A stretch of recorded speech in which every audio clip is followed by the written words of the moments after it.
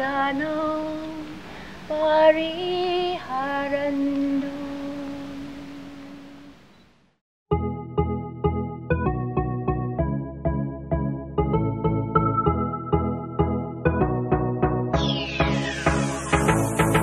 Hai pemirsa, namaste, soti, hotu. Saya akan berbagi kabar bahagia untuk pemirsa dimanapun Anda berada. Pada Waisak tahun ini di Indonesia akan ada konser Waisak Song of Wisdom IMI UI. Tepatnya pada tanggal 4 Juni di Medan dan pada tanggal 12 Juni di Jakarta. IMI UI mempunyai banyak karya yang tentunya sudah tidak asing lagi bagi kita, seperti Metta Chanting, Jaya Manggala Gata, Om Mani Padme Hum, dan juga Dhamma Chant yang lainnya. Pada pertengahan bulan Maret kemarin, beliau datang ke Jakarta untuk rapat dengan panitia dan juga meninjau lokasi konsernya. Ini dia liputannya.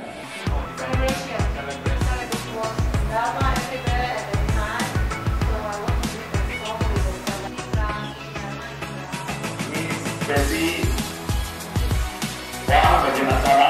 Halo.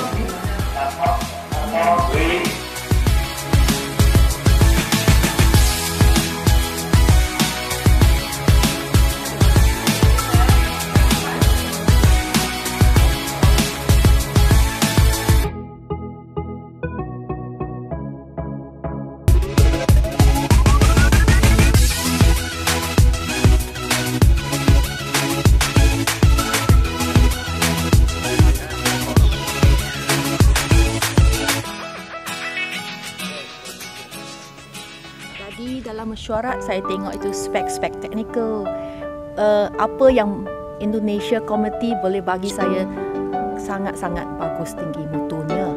Macam saya tu LED screen, permintaan saya sekarang mereka bagi yang lebih canggih, yang lebih terang. Jadi saya sangat rasa blessing.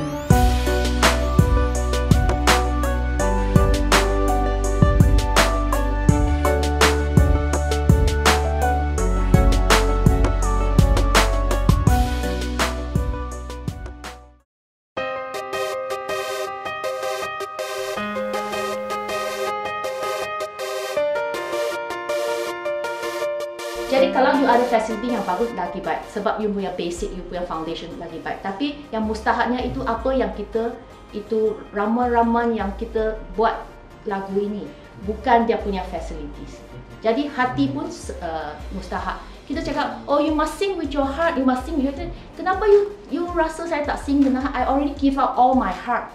But your heart kalau memang macam itu, mestinya itu heart bukan setakat nak nyanyi baru buat macam itu. Tapi how about the rest of the time when you are at home, when you treat your mother, your father, you treat your friends, are you also the same? Yes. So that makes the difference. When you come to studio, you don't have to change your heart. Okay, sekarang saya nak sing nyanyi Metta. Then you become so different. So it's fake. Pemirsa, itu tadi liputan persiapan konser Waisak Song of Wisdom 2016. Jangan lupa ajak orang-orang tercinta Anda untuk menyaksikan konsernya, karena ini adalah merupakan salah satu kado terindah di bulan Waisak. Semoga semua berbahagia.